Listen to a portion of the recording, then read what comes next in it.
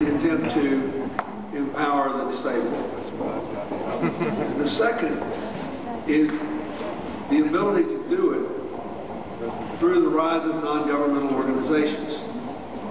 And I thought perhaps I would try to put that into that context. First of all, let me say to all of you, this is a very personal issue to me. 26 years ago, when I served as governor of my state, for the entire term I served, two of my most important staff members both were blind. I did not realize that at the time I was the only governor in America who had two blind staff members. And I wish I could tell you it was because I was a crusader for disability rights. It's not true. I can't claim any credit. They were the most qualified people I could find at the moment to do the jobs they were doing, and I had no idea that they had not been, that the amount of systematic discrimination and absence of opportunity that then broadly exists. But because they worked for me and because we became friends, I quickly got up to speed.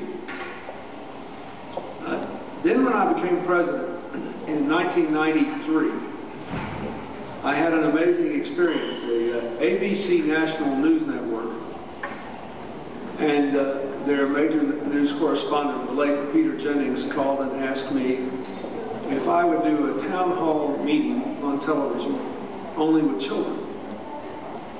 And at the time, America was having a lot of serious economic challenges, as we are today. And I thought it was a good idea to get a little good news. So I was, but children, you know, have a way of being very blunt and very straightforward and asking questions. So I was answering all these young people's questions. They were between 8 and 16, young. And then long toward the end of the program, a 10-year-old girl in a wheelchair who obviously had cerebral palsy, but not a particularly severe case. She was confined to a wheelchair, but she was quite verbal. Said to me, this was the question, she said, I'm 10 years old. My name is Anastasia Somoza. My parents are immigrants from Nicaragua.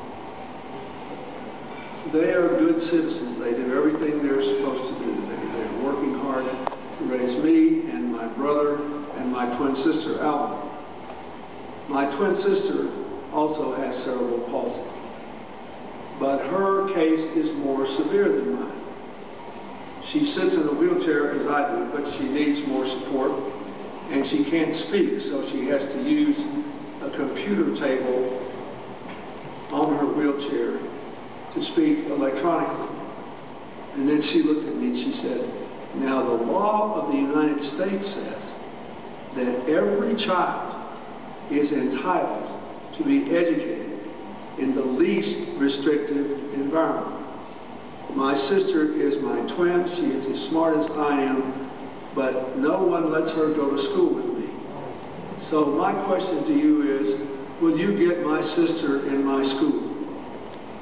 Now, any of you know how the American education system works. It's basically run at the state level, administered by local school boards.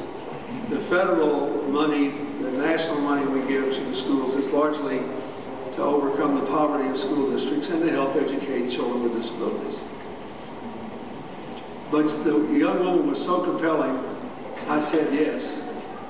Yes, I'll do that. It was easier to start the Middle East peace process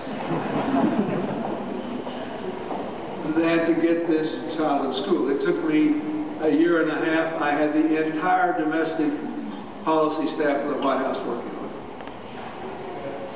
But a year and a half later, I received my pictures of Anastasia and Alba Somoza in the same school in their respective classes. And a few years later, I spoke at their high school graduation. And Anastasia worked in my office as an intern and worked in my wife's presidential campaign. And student at St University, but her sister Alba, who was nonverbal, not only graduated from high school, but went to Queens College in New York City and finished and got a degree because her sister fought for her disability. She fought to end the sense that her sister was an unfortunate, tragic victim, but instead was just another human being with dreams and potential. And she said to me once, this wise young woman, she said, you know, if you think about it, everybody has certain disabilities.